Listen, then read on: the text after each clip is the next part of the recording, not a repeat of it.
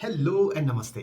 आज हम डिस्कशन करेंगे मिस्टर हिमांशु काटकर के साथ, जिनको एंकाइलोजिंग स्पॉन्डिलाइटिस है और जिनको काफ़ी पेन था। And through Egoscue and our coaching he was able to come out of his pain. उनको उनका पेन काफ़ी कम हुआ और वो अपनी ज़िंदगी फिर से धीरे धीरे स्टेबल कर रहे हैं। तो आइए डिस्कशन करते हैं मिस्टर हिमांशु काटकर के साथ। हेलो हेलो हेलो, कैसे हो आप हिमांशु? How are you? आप हमारे ऑडियंस को introduce yourself please. Hello hello Prashant sir, first of all how are you sir? I am very good. Yeah sir मेरा नाम हिमांशु काटकर है। मैं बेसिकली जलगांव महाराष्ट्र से हूँ, इंडिया से। मेरी एज 26 है अभी रनिंग। और मुझे सिंस लास्ट 6-7 ईयर्स से ये जो है वो पेन है सर। बेसिकली तो यही है। Let's let's start. हम पहले उसका बात करते हैं कि जब आप मुझसे मिले, शायद 2 महीने पहले हमने अपना शुरू किया था। तो 2 महीने यस पहले सर, यस सर। आपका क्या सिचुएशन था वहां, वो थोड़ा बताएंगे आप हम लोगों को? तो 2 महीने पहले तो मतलब मेरा पूरा बैक में पूरी तरह से पेन था। ये जो नेक अभी मेरी ऐसा हिल रहा है वो बिल्कुल नहीं हो रहा था, लेफ्ट राइट वाला मोशन बिल्कुल नहीं था। बैक पूरा पेन था। हिप में पेन जा रहा था। और बेसिकली ये जब स्टार्ट हुआ था सर, तो वो हिप से स्टार्ट हुआ था, लेकिन फिर बाद में एंटायर बॉडी में वो स्प्रेड हो रहा था। तो उस वक्त तो I couldn't even move inch. और रात को सोने में दिक्कत होती थी। डाइट मेरा मतलब मुझे खाना ज्यादा जा नहीं रहा था। बहुत सारे प्रॉब्लम्स थे सर। फिर आपसे बात हुई तो फिर how was your movement back then? आपकी मूवमेंट कैसी थी? ओके। हाँ हाँ, वो सबसे मेन। एक्चुअली सर मेरा जो मूवमेंट था वो ऐसा फॉरवर्ड था। मतलब ऊपर मैं देख नहीं पाता था ऐसे। हाँ। और जैसे एक नॉर्मल नॉर्मल आदमी स्ट्रेट चलता है, मैं वैसे नहीं, मैं थोड़ा सा झुक के चलता था। और जो पीठ थे वो ऐसे थोड़ा राउंड हो गई थी, राउंड, वो जो नीज थी फॉरवर्ड हो गई थी। हाँ। तो उसमें चलने में बहुत दिक्कत हो रही थी सर उसमें। और ये शोल्डर्स वगैरह, पेन वो लेवल? जो उसका जो इंक्लिनेशन, हाँ इंक्लिनेशन है, वो थोड़ा सा लेफ्ट राइट प्रॉब्लम हो गया था सर, बहुत ज्यादा। आई रिमेम्बर जब हम मिले थे तो आपको you are not in a very good state of mind also. ठीक है, mind set yes sir, sir total. गया था, कॉन्फिडेंस भी लो हो गया था, which happens a lot because of pain and inflammation.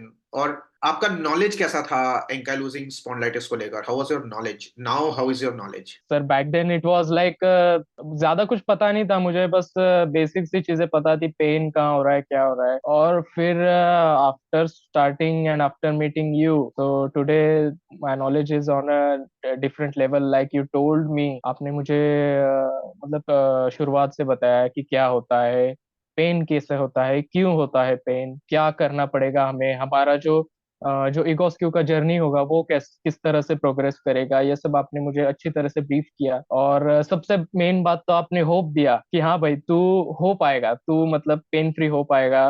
तेरा जो स्टूपिंग है वो सीधा हो जाएगा। तो it gave me a great hope. सबसे मेन बात तो ये है सर कि इसमें लोग होप छोड़ देते हैं। मैंने भी छोड़ दिया था कि मैं कभी ठीक से चल पाऊंगा कि नहीं, बहुत ज्यादा पेन होता था, मैं रोता था सर। बट फिर आपने बोला कि या ऐसा नहीं होता है, हो जाएगा, look at me, I was also patient. तो मैं तो आज मैराथन कर रहा हूँ ये।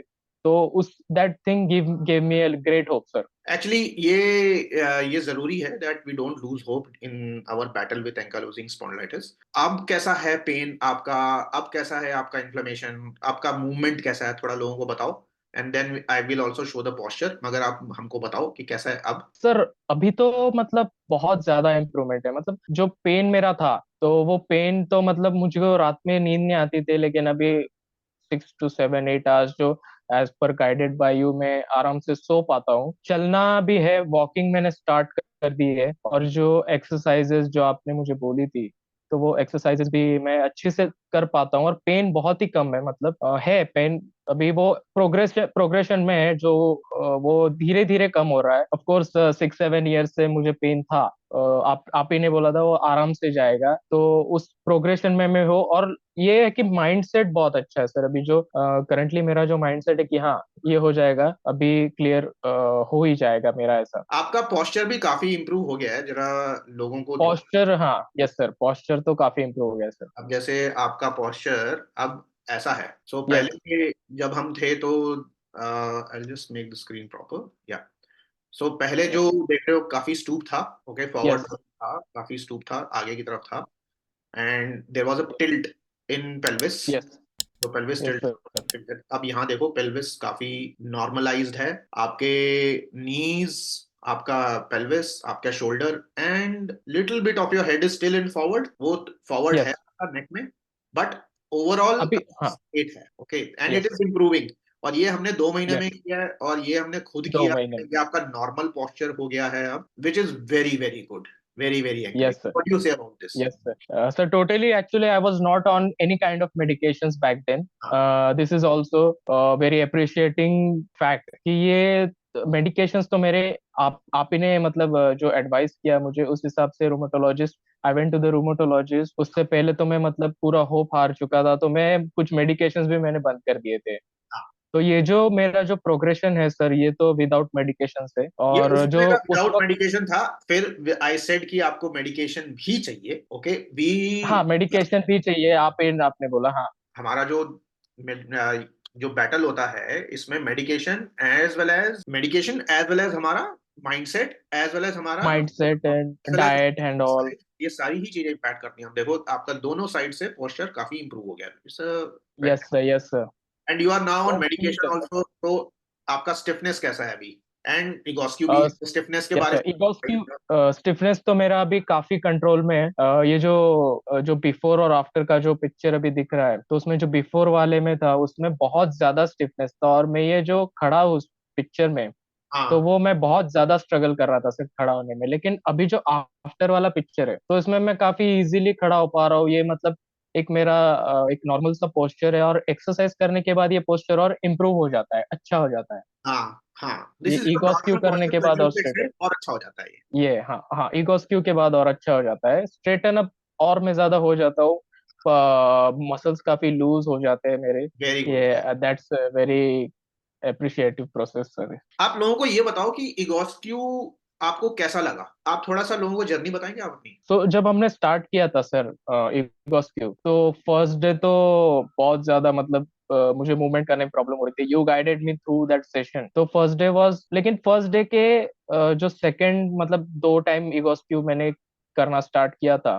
तो सेकंड टाइम जब मैंने किया तो मुझे काफी स्ट्रेटन अप उस दिन में हो गया था। हाँ। तो तो आई इमीडिएट आपको फेल्ट इफेक्ट कि आया ये था? जो, हाँ ये जो एक्सरसाइजेज है ये बिल्कुल टारगेटेड है। हाँ जैसे मैं एक एक्सरसाइज करता हूँ, जैसे अपर हेड ओवर हेड हैंड का एक्सटेंशन, हाँ तो वो जो एक्सरसाइज है सर, वो स्पेशली जो मेरा हंच बैक है, हाँ वो ऐसे जो कर्व हो चुका है, तो उसको वो स्ट्रेट कर देता है, और वो करने में भी बहुत इजी है। एक वो हो गया एक एक्सरसाइज जो, और जो सिटिंग अबडक्टर वगैरह जो है, ये स्केलेटन को हाँ टारगेट करते हैं, जहाँ पे जॉइंट्स, जो जॉइंट्स जो अफेक्टेड है, हाँ ये एक्सरसाइजेस डायरेक्टली वहां पे टारगेट करती है।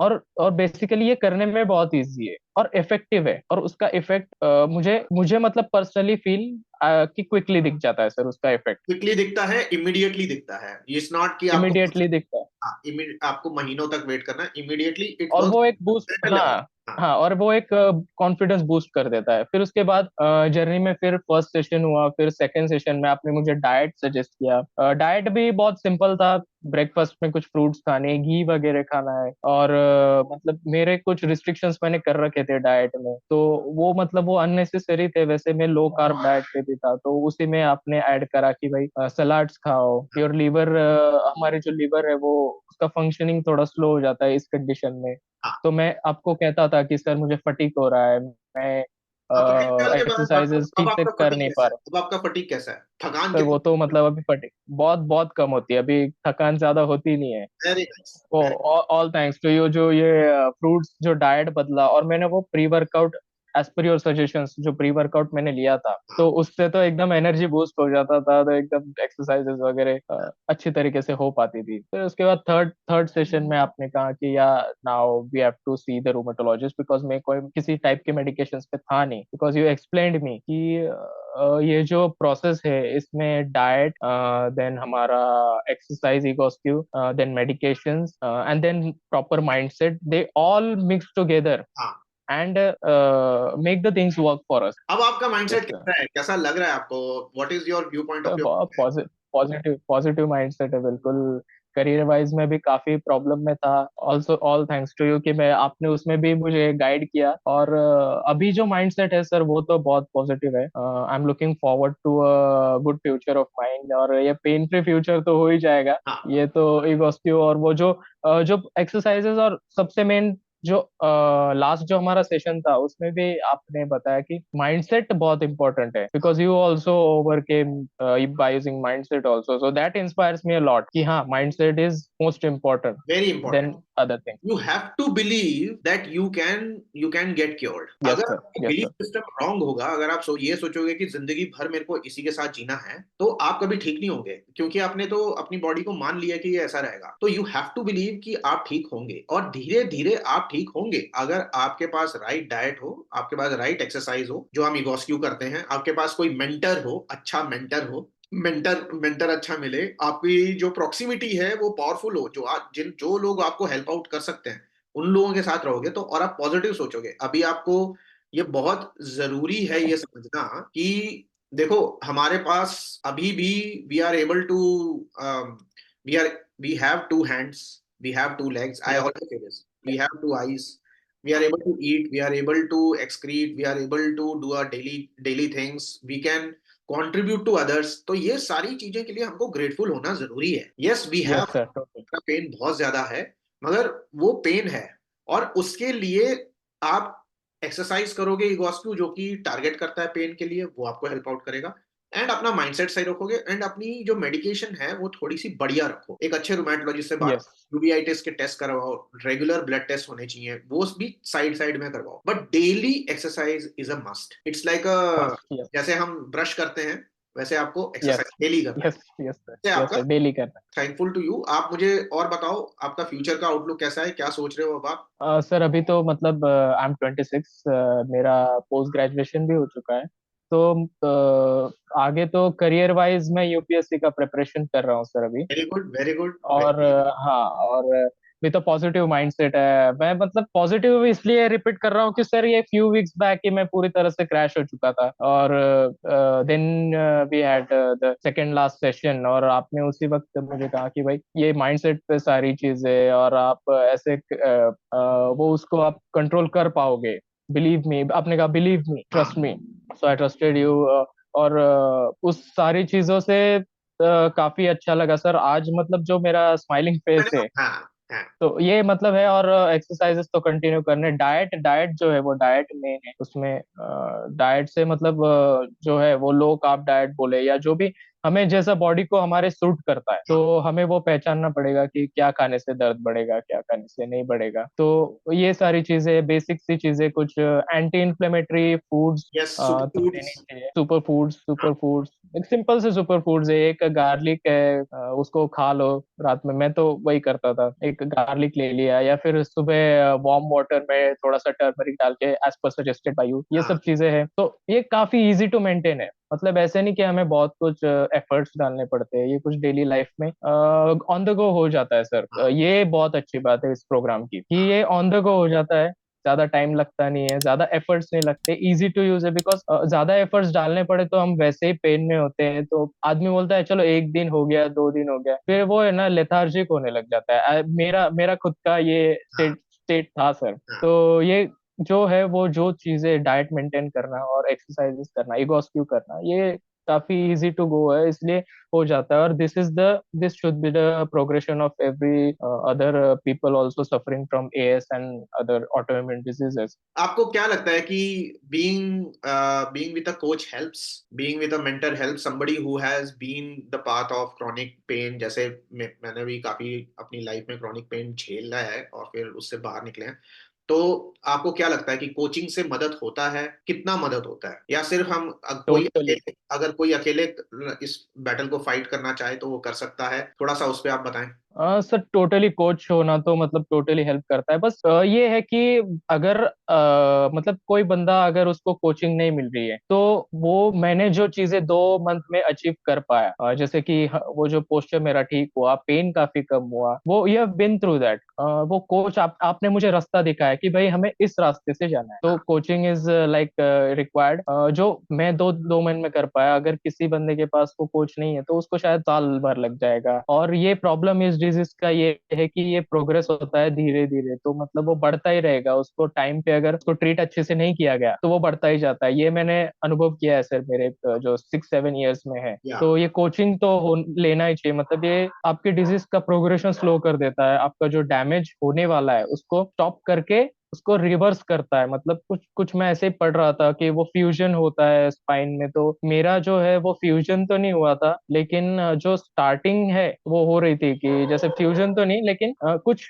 ईयर में या फिर कुछ मंथ्स के बाद वो अगर हो सकता था, if I didn't started the programme, if I didn't started the medications and if I didn't maintain the exercises and all. तो coaching is must sir, coaching is must. चलिए, very good. I am very glad कि आपको coaching से मदद हुआ। ठीक है, I am yes sir. Happy that I could connect with you also and be helpful. Yes. एक और एंकाइलोजिंग स्पॉन्डिलाइटिस पेशेंट्स के साथ काम करके बहुत अच्छा लगा। अब हमने करीबन 180-200 पेशेंट्स को हमने ठीक किया है, तो ये जर्नी अच्छी है। And I am all the best to you. I thank you sir. This good wishes and we will stay connected. ऐसा नहीं है हमारी जर्नी यहाँ खत्म हो गई, will stay connected. Yes sir. Yes sir. Yes sir.